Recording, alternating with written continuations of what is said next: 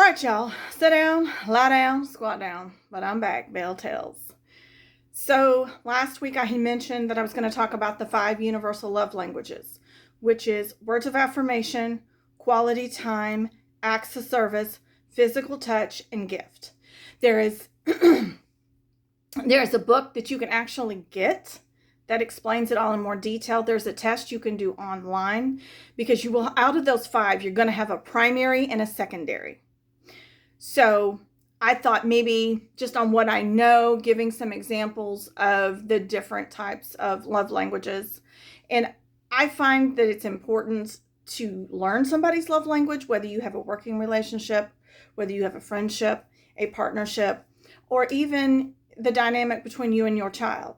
Because when you learn somebody's love language, you're going to get a better response out of them because they're going to feel that they matter.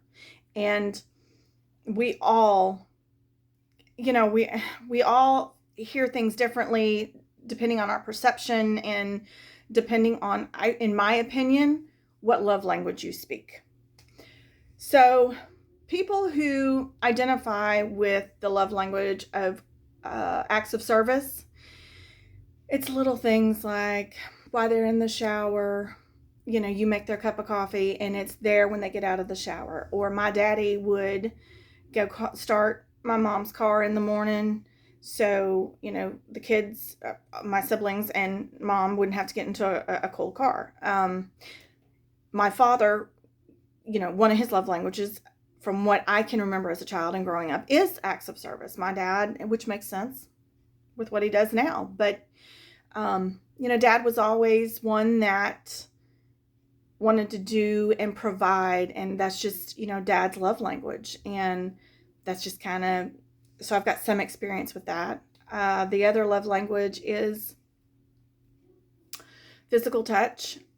Some people want to just sit and they want you to hold their hand, they want you to rub their back, they want, I don't mind physical touch, but golly, I don't need you pawing all over me all the time. That just drives me insane. So physical touch and acts of service, on my test I scored even, like the same.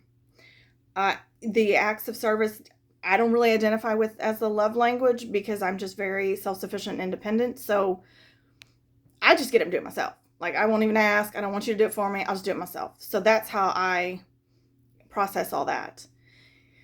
And, I scored a 3% on gifts. Materialistic stuff does not matter to me.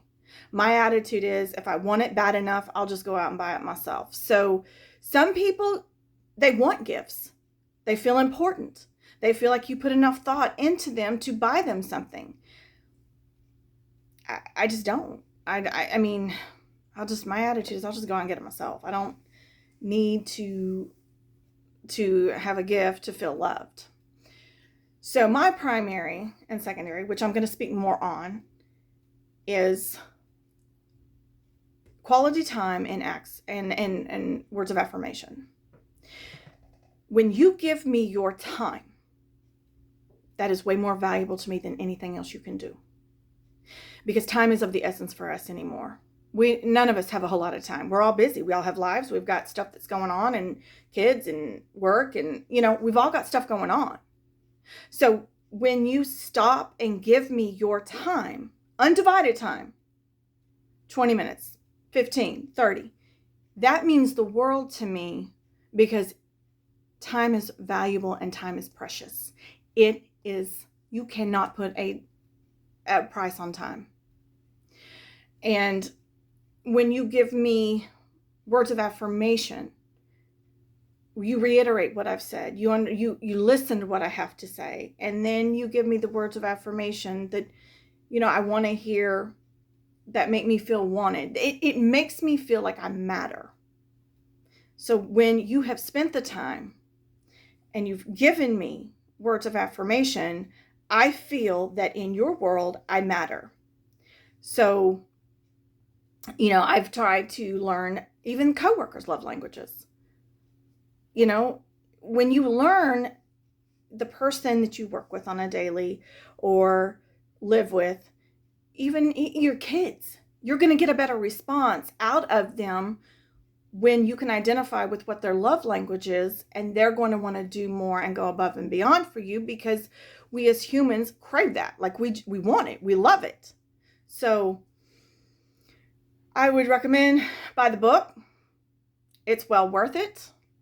It's very interesting. And if nothing else, you can learn about yourself. You're going to learn more about you than anything else, if nothing else.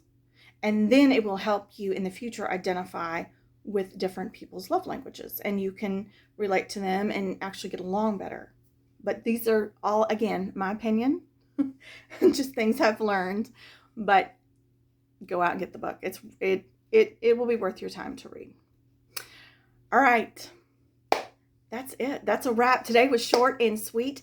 Friday, I will announce the next upcoming topic. I appreciate everybody's support. I appreciate everyone for joining me on this wonderful journey that started 3 weeks ago. So I plan on having more material for you all. There's more things I want to talk about, more things I want to cover, things that I have gone through, just experiences that I have had in my life, wisdom I've picked up, funny stories. I've got more funny stories that you won't believe.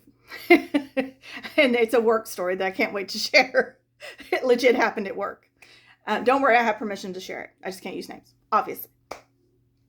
So,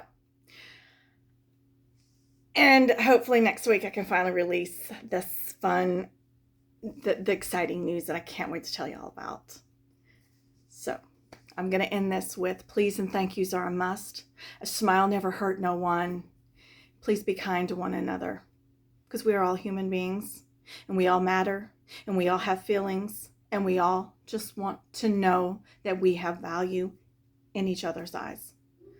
Please be cognizant of the things you say to other people and how you deliver your message. All right? All right, y'all. Have a great week. Can't wait till next Sunday.